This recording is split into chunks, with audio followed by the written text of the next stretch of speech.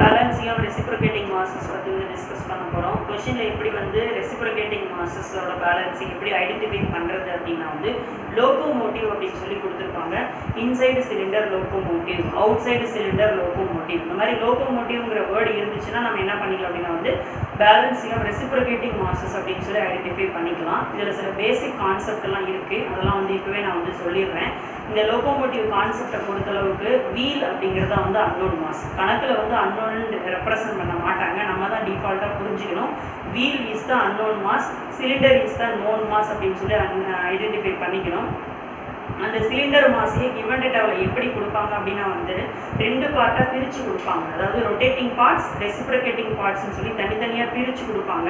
அந்த ரெண்டையும் கம்பைன் பண்ணுற மாதிரி ஒரு ஈக்குவலண்ட் மாஸ் தான் நம்ம வந்து கண்டுபிடிக்கணும். அந்த மாஸ் தான் நம்ம டேபிளில் வந்து அப்ளை பண்ணுற பர்பஸ்க்கு யூஸ் பண்ணிக்கணும். அதை எப்படி கால்குலேட் பண்ணணும்னு நான் அந்த கால்குலேஷனில் சொல்லி கொடுத்துட்றேன். நெக்ஸ்ட்டு இந்த டிஸ்டன்ஸ் பிட்வீன் த மாசஸ் வந்து எப்படி கொடுப்பாங்க அப்படின்னா வந்து சிலிண்டர் சென்டர் லைன் அப்படின்னு கொடுத்தாங்க அப்படின்னா சிலிண்டருக்கு இடைப்பட்ட தொலைவு அப்படின்னு அர்த்தம். வீல் சென்டர் லைன் அப்படின்னா வீலுக்கு இடைப்பட்ட தொலைவு அப்படின்னு அர்த்தம். ஸோ இந்த லோகோமோட்டிவ்ல ஏபிசிடின்னு 4 மாசஸ் இருக்குது அப்படின்னு எடுத்துக்கிட்டோம்னா அதில் 2 மாஸ் வந்து சிலிண்டராகவும் 2 மாஸ் வந்து வீலாகவும் இருக்கும். அதில் wheel is the unknown mass. அப்போ டிஸ்டன்ஸ் எப்படி கொடுப்பாங்கன்னா வந்து சென்டர் லைன் அப்படின்னு கொடுத்தாங்கன்னா அது வந்து டிஸ்டன்ஸ் அப்படின்னு சொல்லி நம்ம டிஃபால்ட்டாக புரிஞ்சுக்கணும். So these are all the basics. ஓகேங்களா? இப்போ இதில் 2 டைப்ஸ் ஆஃப் லோகோமோட்டிவ் இருக்குது. ஒன்று இன்சைடு சிலிண்டர் லோகோமோட்டிவ், இன்னொன்று அவுட் சைடு சிலிண்டர் லோகோமோட்டிவ். இதோட மீனிங் என்ன அப்படின்னா பேர்லேயே இருக்குது. இன்சைடு சிலிண்டர் அப்படின்னா சிலிண்டர் உள்ளே இருக்கணும்னு அர்த்தம். அவுட் சைடு சிலிண்டர்னா சிலிண்டர் வெளியே இருக்கணும்னு அர்த்தம். இதை வச்சு தான் நம்ம ஏபிசிடி 4 லெட்டரில் எது சிலிண்டர் எது வீல் அப்படிங்கிறத நம்ம வந்து புரிஞ்சுக்க முடியும். ஸோ இந்த பேசிக்ஸ் எல்லாம் மைண்டில் வச்சுட்டு மட்டும்தான் நம்ம என்ன பண்ண முடியும், கணக்கு வந்து ஸ்டார்ட் பண்ண முடியும். இப்போ நான் வந்து சம்முக்குள்ளே போகிறேன். And inside cylinder locomotive so கொடுத்துருக்குறாங்க. இன்சைடு சிலிண்டர் லோகோமோட்டிவ் ஸோ நல்லா கவனிச்சிக்கிறோம். ஓகேங்களா? Has cylinder centre lines are 0.7 metre அப்பார்ட்னு கொடுத்துருக்காங்க. எடுத்தோடனே பாருங்கள் டிஸ்டன்ஸ் தான் வந்து ஸ்பெசிஃபை பண்ணியிருக்காங்க. ஓகேங்களா? அப்போ வந்து என்ன பண்ண போகிறோம்னா வந்து சிலிண்டர் சென்டர் லைன்ங்கிறத நம்ம டிஸ்டன்ஸ் பிட்வீன் இந்த சிலிண்டரை எடுத்துக்கிட்டு டேரெக்டாக நம்ம பொசிஷன் பிளேன் வந்து வரைய ஆரம்பிச்சிடலாம். ஓகேங்களா? ஸோ பொசிஷன் பிளேன், ஏன்னா டிஸ்டன்ஸ் தான் நம்ம எடுத்தோடனே கொடுத்ததுனால we are directly move to the position plane diagram. So ஏபிசிடின்னு சொல்லி நம்ம என்ன பண்ணிக்கிறோம், 4 இது வந்து நோட் பண்ணிக்கிறோம். இப்போ இதில் யார் சிலிண்டர் யார் வீல் அப்படிங்கிறத நம்ம வந்து நோட் பண்ணணும். கொடுத்துருக்கிறது இன்சைடு சிலிண்டர் லோகோமோட்டிவ். அப்போ உள்ள ரெண்டுமே வந்து சிலிண்டர். அப்போ இது சிலிண்டர், இது சிலிண்டர், இது வந்து வீல், இது வந்து வீல். அப்படி பார்த்தோம்னா ஏயும் டியும் வீல், பியும் சியும் வந்து சிலிண்டர். அப்போ அன்னோன் யாரு, ஏடி தான் வந்து அன்னோன். அப்போ சிலிண்டர் சென்டரில் என்ன அர்த்தம், சிலிண்டருக்கு இடைப்பட்ட தொலைவுன்னு அர்த்தம். அப்போ இது வந்து பார்த்தீங்கன்னா பாயிண்ட்ஸ் வந்து கணக்கில் கொடுத்துருக்காங்க. So this is the first given data and has a stroke of 0.6 மீட்டர்னு கொடுத்துருக்காங்க. ஸோ ஸ்ட்ரோக்கு நம்ம ஏற்கனவே ஃபஸ்ட் யூனிட் படிக்கும் போதே பார்த்துருக்கோம். ஸ்ட்ரோக் வந்து எதுக்காக கொடுக்குறாங்க அப்படின்னா வந்து ரேடியஸ்க்காக கொடுக்குறாங்கன்னு அர்த்தம். ஸ்ட்ரோக்கில் பாதி நம்ம என்ன எடுத்துக்கோம்னா கிராங்க் ரேடியஸ்ன்னு எடுத்துக்குவோம். கிராங்க்னாலும் சிலிண்டர்னாலும் இந்த இடத்துல ஒன்று தான். அப்போது இந்த பிசிங்கிறத யார், கிராங்க் அல்லது வந்து சிலிண்டர். ஓகேங்களா? அப்போது இந்த பிசியோட ரேடியஸ் கணக்கில் கொடுத்துருக்காங்கன்னு அர்த்தம். அப்போது ஸ்ட்ரோக்கில் வந்து நம்ம என்ன எடுத்துக்கலாம், R P equal to R C equal to 0.6 divided by 2 நமக்கு 0.3ன்னு சொல்லி சிலிண்டரோட ரேடியஸ் நமக்கு வந்து கிடச்சிருச்சு. ஓகேங்களா? ஸ்ட்ரோக்கில் பாதி சிலிண்டர் ரேடியஸ், அதை மட்டும் மறந்துடாதீங்க. ஓகேங்களா? அதுக்கடுத்து இந்த rotating mass per cylinder is equal to 150 kilogram. So நான் 2 மாஸ் கொடுப்பாங்க, நான் ஏற்கனவே சொல்லியிருந்தேன். அதில் first one rotating mass. Rotating மாஸை நம்ம M1 அப்படின்னு சொல்லி மென்ஷன் பண்ணிக்கலாம். M1 equal to 150 kilogram. அதுக்கடுத்து and the reciprocating masses per cylinder is 180 kg. So இப்போ வந்து M2 அப்படின்னு சொல்லி எடுத்துக்கலாம். அது வந்து 180 kg அப்படின்னு சொல்லி கொடுத்துருக்காங்க. ஓகேங்களா? ஸோ 2 மாதம் பிரித்து கொடுத்துருக்காங்க. அதுக்கப்புறம் the wheel center lines are 150 meter அப்பார்ட்னு சொல்லியிருக்காங்க. வீல் சென்டர் லைன் அர்த்தம் வீலுக்கு இடைப்பட்ட டிஸ்டன்ஸ்னு அர்த்தம். இப்போ வீல் யார், ஏடி தான் வீல். அப்போ ஏடியோட டோட்டல் டிஸ்டன்ஸ் எவ்வளோ கொடுத்துருக்குறாங்க அப்படின்னா 1.5 கொடுத்துருக்காங்க. அப்போ இண்டிவிஜுவல் டிஸ்டன்ஸ் நம்மளே ஈஸியாக என்ன பண்ணிக்கலாம், கண்டுபிடிச்சிக்கலாம். ஸோ 1.5ல் 0.7 போனுச்சுன்னா ரிமைனிங் 0.8 இருக்கும். சிமெட்ரி காரணமாக என்ன பண்ணணும், 2 பக்கமும் ஈக்குவலாக டிஸ்ட்ரிபியூட் பண்ணணும். அப்போ 0.8 ஈக்குவலாக டிஸ்ட்ரிபியூட் பண்ணிங்கன்னா இந்த பக்கம் 0.4 வரும், இந்த பக்கம் 0.4 வரும். இப்போ தான் நம்ம என்ன பண்ணுறோம், இண்டிவிஜுவல் டிஸ்டன்ஸை நம்ம வந்து கண்டுபிடிச்சிக்கிறோம். எப்படின்னா டோட்டல் லென்த்லேருந்து இந்த 0.7 மைனஸ் பண்ணி அந்த பாதியை பிரித்து 2 பக்கமும் டிஸ்ட்ரிபியூட் பண்ணிட்டு பாருங்கள் பொசிஷன் பிளேன் நமக்கு வந்து கம்ப்ளீட் ஆகிடுச்சு. ஓகேங்களா. அடுத்த லைன் பார்ப்போம். the crank are at right angles கொடுத்துருக்காங்க. crankனால சிலிண்டர்னால ஒன்றுன்னு சொல்லியிருக்கேன். யார் crank? BC தான் வந்து crank. ரைட் ஆங்கிள் என்ன அர்த்தம்? 90 டிகிரி அப்படின்னு அர்த்தம். அப்போ நீங்கள் இதை எப்படி ரெப்ரசன்ட் பண்ணிக்கணும்? பிஏ வந்து 0 டிகிரியில் செட் பண்ணிவிட்டு சிஏ வந்து 90 டிகிரியில் செட் பண்ணுற மாதிரி எடுத்துக்கணும். இந்த பர்டிகுலர் டேட்டா கணக்கில் கொடுக்கலைனாலும் இது டிஃபால்ட். ஓகேங்களா. இந்த லைனை கணக்கில் மென்ஷன் பண்ணலன்னு சொன்னாலும் crank are always at right angle. இந்த கணக்கில் சிலிண்டர்னு நீ எந்த லெட்டரை ஸ்பெசிஃபை பண்ணியிருக்கீங்களோ அந்த லெட்டரை கண்ணை மூடிட்டு என்ன பண்ணிருக்கீங்க? 90 டிகிரியில் வந்து நோட் பண்ணி வச்சுக்கணும். இது கொடுக்கலைனாலும் எடுத்துக்க வேண்டிய ஒரு இம்பார்ட்டண்ட்டான ஒரு லைன். ஓகேங்களா. ஸோ இது வந்து 90 டிகிரி கொடுத்துருக்காங்க. அதுக்கப்புறம் the whole of the rotating and 2/3 of the reciprocating mass are to be balanced. இது வந்து ஒரு வெரி வெரி இம்பார்ட்டன்ட் லைன். இந்த லைன்ல என்ன சொல்றாங்கன்னா ரொட்டேட்டிங் மாஸ் வந்து fully balanced, reciprocating mass only partially balanced அப்படின்னு சொல்றாங்க. அந்த partially balanced தான் வந்து 2/3 ன்னு சொல்லியிருக்காங்க. அதுக்கு fraction of balancing அப்படின்னு சொல்லி பேரு. அந்த fraction of balancing நம்ம C அப்படிங்கிற லெட்டரால வந்து ரெப்ரசன்ட் பண்ணுவோம். So C equal to 2/3. அதோட யூசேஜ் நான் கணக்குல உங்களுக்கு வந்து சொல்லுவேன். ஓகேங்களா. அதுக்கப்புறம் என்ன கொடுத்துருக்காங்க? by means of masses placed at a radius of 0.6 meter. இதை எப்படி பேலன்ஸ் பண்றோம்னா by masses ன்னு சொல்றாங்க. பேலன்சிங் மாஸ் அட்டாச் பண்றோம். அந்த பேலன்சிங் மாஸோட ரேடியஸ் தான் எவ்வளவு கொடுத்திருக்காங்க? 0.6 ன்னு கொடுத்திருக்காங்க. இந்த கணக்குல யார் பேலன்சிங் மாஸ் பார்த்தா wheel is the balancing mass. So wheel நம்ம AD ன்னு ரெப்ரசன்ட் பண்ணதுனால இதை நம்ம என்ன எடுக்கணும்? RA equal to RD equal to 0.6 மீட்டர்னு கணக்கில் எடுக்கணும். ஸோ பேலன்சிங் மாஸ்ங்கிறது இந்த இடத்துல வீல், அது மறந்துடக்கூடாது. ஓகேவா. அடுத்தல என்ன கொடுத்துருக்காங்க? Find the magnitude and direction of the balancing masses. அப்போ ஏடியை தான் நம்ம வந்து கண்டுபிடிக்க போகிறோம். ஏடியோட மாஸ், ஏடியோட ஆங்கிளும் கண்டுபிடிக்க போகிறோம். And also fluctuation in rail pressure under the wheel, variation of tractive effort, magnitude of the swaying couple. ஓகேங்களா. இதில் வந்து கால்குலேஷன் பார்ட்டு நான் தனியாக உங்களுக்கு மென்ஷன் பண்ணுறேன். இது ஒன்லி டயக்ராம் மட்டும் தான் வந்து ஃபோக்கஸ் பண்ண போகிறேன். ஓகேங்களா. ஸோ இப்போ டயக்ராம் போர்ஷன் மட்டும் நம்ம வந்து பார்ப்போம். ஸோ இப்போ கணக்கில் போகிறதுக்கு முன்னாடி நம்ம என்ன பண்ணணும்? இந்த பிசியோட மாஸ் வந்து known mass, because cylinder is the known mass. இந்த நோன் மாஸ் எப்படி கொடுத்துருக்காங்கன்னா 2 போர்ஷனாக பிரித்து கொடுத்துருக்காங்க. So the first step is to find the equivalent mass. Equivalent mass தான் இங்கே வந்து நம்ம வந்து ஃபில் பண்ண போகிறோம். So that will be the first step. Equivalent மாஸை வந்து எப்படி கண்டுபிடிக்கணும் அப்படின்னா, ஈக்குவல் மாஸ் ரெண்டுக்குமே காமன், எம்பிக்கும் எம்சிக்கும் வந்து காமன். இதுக்கான ஃபார்முலா என்ன அப்படின்னா ஹோல் ஆஃப் த ரொட்டேட்டிங், என்ன சொல்லியிருக்காங்க? Whole of the rotating mass plus partial reciprocating mass. இதுதான் இம்பார்ட்டண்ட்டான லைன். ஓகேங்களா. M1ங்கிறது ரொட்டேட்டிங் மாஸ், M2ங்கிறது ரெசிப்ரோகேட்டிங் மாஸ். இந்த M1ங்கிற மாஸ் கம்ப்ளீட்லி பேலன்ஸ்டு, ஸோ 100%. இந்த M2ங்கிற மாஸ் ஒன்லி பார்ஷியலி பேலன்ஸ்டு. அது எவ்வளோ தூரம் பார்ஷியலிங்கிறத வந்து C வந்து ரெப்ரசென்ட் பண்ணுது. அப்போ இதை சப்ஸ்டிட் பண்ணிங்கன்னா M1ஓட வேல்யூ எவ்வளவு? 150 ப்ளஸ் சியோட வேல்யூ 2/3 இன்ட்டு M2ஓட வேல்யூ 180 போட்டிங்கன்னா you will get the equivalent mass like 270 kg. So இதுதான் உங்களுக்கு என்ன ஆக்ட் ஆக போகுது? எம்பியோ எம்சியோ ஆக்ட் ஆக போகுது. இது வந்து ஒரு சின்ன variation, only for reciprocating mask மட்டும்தான் அந்த வேரியேஷன் வரும். இதுதான் நம்ம என்ன பண்ண போகிறோம்? பிக்கு பதிலாக சிக்கு பதிலாக ஃபில் பண்ண போகிறோம். ஸோ 270 270. ஓகேங்களா. இது ரெண்டு நமக்கு எப்படி இருக்க போகுது? This will be the two mass will be unknown. So MA and MB radius வந்து எல்லாத்துக்குமே கொடுத்துருக்காங்க இல்லையா. ஸோ RBயும் வந்து 0.3, RCயும் வந்து 0.3. அதே மாதிரி இது வந்து 0.6, இது வந்து 0.6. வழக்கம்போல என்ன பண்ணலாம்? கடை மல்டிப்ளை பண்ணி எழுதிடலாம். ஸோ 0.6 MA, இது என்ன வரும்? 0.6 MB வரும்.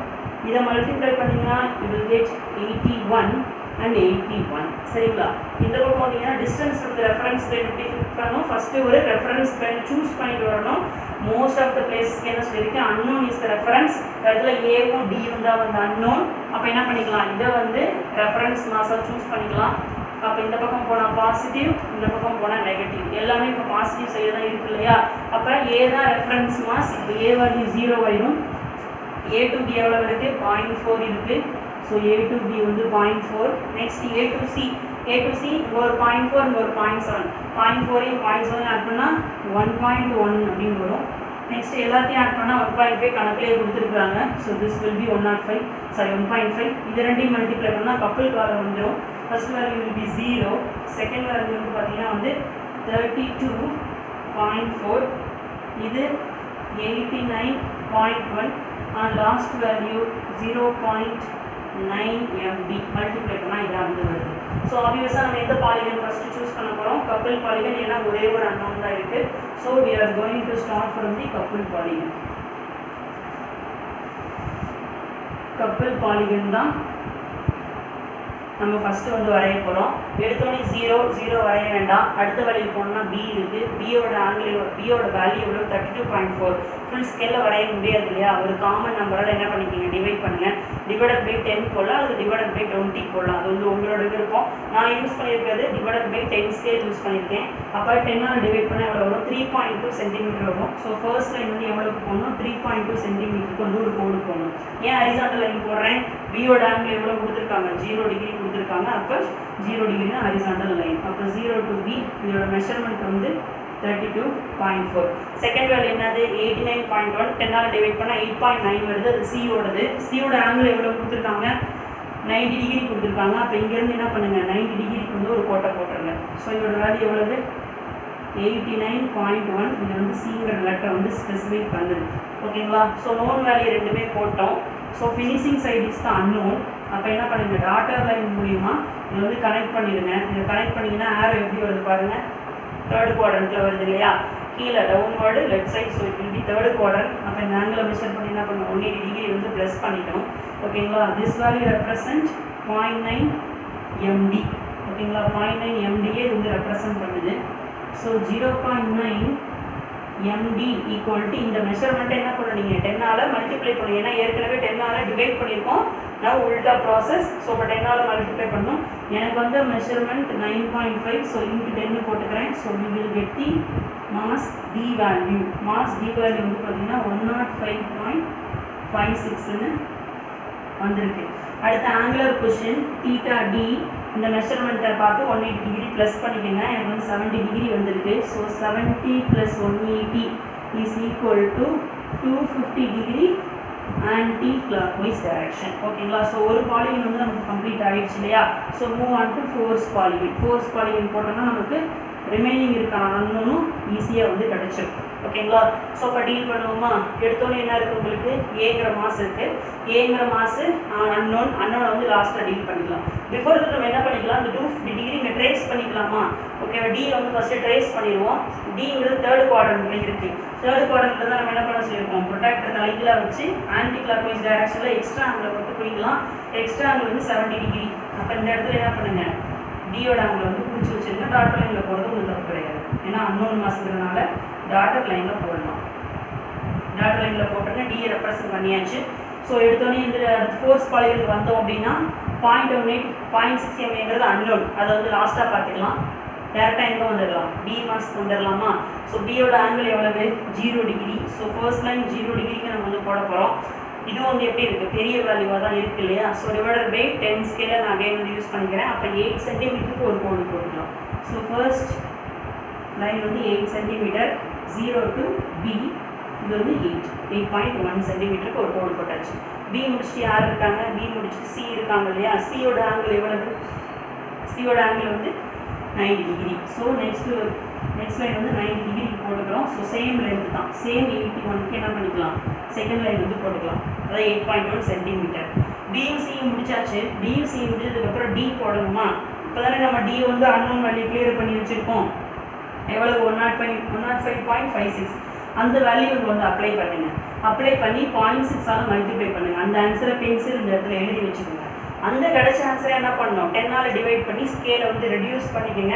அப்படி பண்ணிங்கன்னா உங்களுக்கு 105ஆல் மல்டிப்ளை பண்ணுறப்போ 63.3 அதான் வந்து வருது. 0.6 × 105 போட்டிங்கன்னா 63.3 வரும். அது டிவைட் பை 10 போட்டிங்கன்னா 6.3 சென்டிமீட்டர்.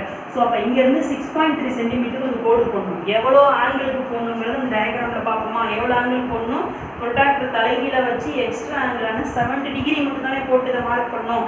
அதே ப்ரொசீஜர் அங்கே வந்து ஃபாலோ பண்ணணும். அதாவது ஃபஸ்ட்டு ஒரு டம்மி லைன் போட்டு ப்ரொடெக்டர் தலைகீழ வச்சு எக்ஸ்ட்ரா ஆங்கிளை மட்டும் பிடிச்சோடைய ஆன்டி கிளாக்வைஸ் இங்கே என்ன எப்படி ப்ரொசீஜரில் போட்டோமோ அதே ப்ரொசீஜர் அங்கே வந்து ஃபாலோ பண்ண போகிறோம். அப்போ என்ன பண்ணுங்க? இந்த இடத்துல ஒரு டம்மி லைனை போடுங்க. டம்மி லைனை போட்டு ப்ரொடெக்டர் தலைகீழ வைங்க. ப்ரொடெக்டர் தலைகீழ வச்சு இந்த டைரக்ஷனில் ஆன்டி கிளாக்வைஸ் டைரக்ஷனில் எக்ஸ்ட்ரா ஆங்கிளான 70 டிகிரி இருக்கு இல்லையா? அந்த 70 டிகிரிக்கு வந்து ஒரு கோடு போடுங்க. ஸோ இதுதான் என்னது? டியோட ஆங்குலர் பொசிஷன் வந்து டினோட் பண்ணுது. எவ்வளோ லென்த்துக்கு போடணும்? 6.3 லென்த்துக்கு வந்து போடணும். ஓகேங்களா? 6.3 லென்த்துக்கு போட்டாச்சு. அப்போ 3 நோன் வேல்யூ வரைஞ்சிட்டோம். ரிமைனிங் இருக்கிறது என்னது? ஒரே ஒரு அன்னோன் வேல்யூ மட்டும் தான். ஸோ டாட்டர் லைன் மூலியமாக அந்த அன்னோனை வந்து கனெக்ட் பண்ணிடுறோம். ஆரோ பாருங்க எப்படி இருக்கு? Again downward direction. ஓகேங்களா? லெஃப்ட் சைடு தான் வருது. இதுவும் வந்து தேர்ட் குவாட்ரண்ட் தான்.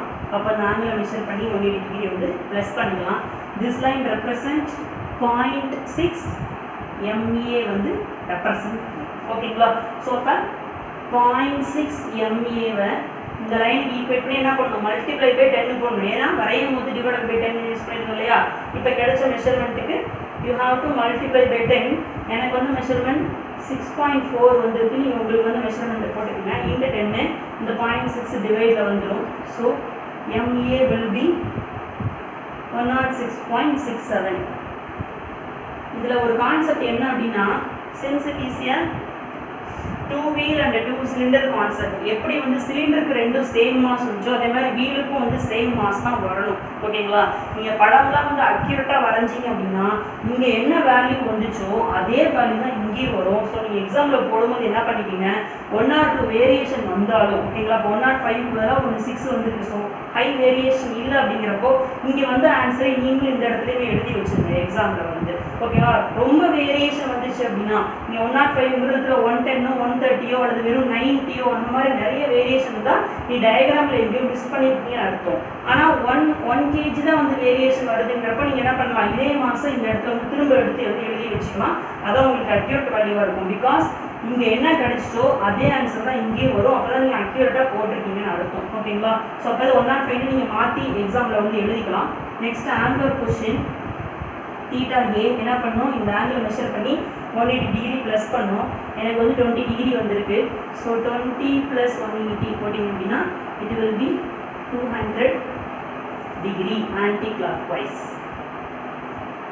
ஸோ இப்படி தான் நம்ம என்ன பண்ணணும், பேலன்சிங் ஆஃப் ரெசிப்ரோகேட்டிங் மாஸ் வந்து சால்வ் பண்ணணும். இது இல்லாமல் 3 கால்குலேஷன் பார்ட் இருக்குது. ஓகேங்களா? அதை வந்து நான் உங்களுக்கு வந்து ஃபார்முலா மெட்டீரியலில் கொடுத்துருப்பேன். அந்த ஃபார்முலா வச்சு நீங்கள் கிவன் சப்ஸ்டியூட் பண்ணிங்கன்னா உங்களுக்கு வந்து ஈஸியாக ஆன்சர்ஸ் வந்துடும். நான் ஒன்லி ஃபோக்கஸ் பண்ணுறது டயக்ராம் மட்டும் தான் வந்து ஃபோக்கஸ் பண்ணுறேன். ஓகேங்களா? ஸோ